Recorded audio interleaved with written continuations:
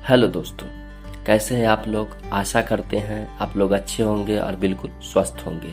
और आज मैं आपको सुनाऊंगा बिना भले का शौक। सूरजगढ़ का राजा रत्नों का पारखी था। वह देश के कोने कोने से हीरे जवाहरात इकट्ठे कर अपने महल में सजाता था। दूर दूर से लोग उसके महल में हीरो का संग्रह देखने आते थे। एक बार घूमते घूमते एक साधु राजा के दरबार में पहुंचा। राजा ने साधु के सत्कार में कोई कमी नहीं की।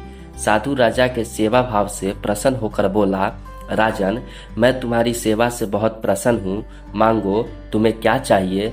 महाराज, मुझे ऐसा अनमोल मोती चाहिए विश्व में किसी के पास न हो। ऐसा बेशकीमती मोती जिसकी कीमत लाखों करोड़ों में नहीं बल्कि अरबों में हो। राजा ने साधु से आतुर होकर मांग की। ऐसे मोती का तुम क्या करोगे? साधु ने पूछा। मैं हीरे मोती संग्रह करने का शौक रखता हूँ।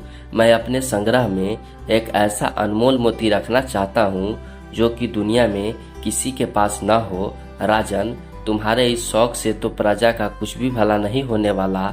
तुम प्रदेश के राजा हो। तुम्हारी प्राथमिकता राजा की सेवा करना होनी चाहिए, न कि तुच्छ हीरे मोती इकट्ठे करना। साधु ने राजा को समझाया। राजा को साधु का उपदेश अच्छा नहीं लगा। वह नाराज होकर बोला, गुरुवर, अगर आप मोती नहीं दे सकते तो कम से कम उपदेश तो न दीजिए। राजा की बातें सुनकर साधु ने हवा में हाथ घुमाया। जब साधु ने मुट्ठी खोली तो उसमें एक चमकता मोती बाहर निकला। फिर बोले, ये लो राजन, तुम यह बेशकीमती मोती रख सकते हो। याद रखना, व्यर्थ का शौक तुम्हें परेशानी में भी डाल सकता है।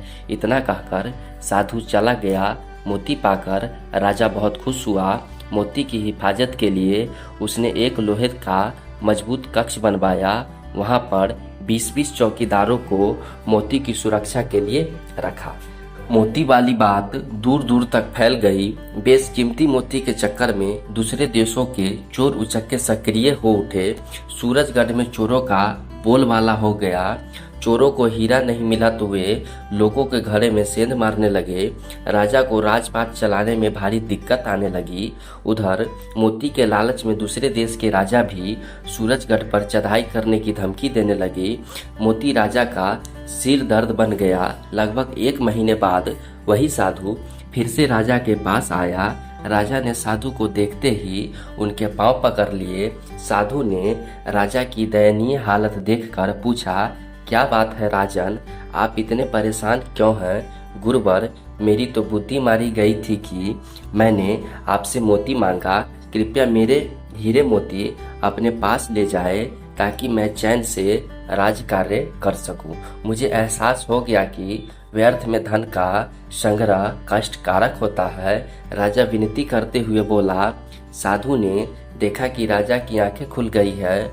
उसने सभी हीरे मोती नदी में बहा दिए। उस दिन से राजा प्रसन्नतापूर्वक राजकाज करने लगे।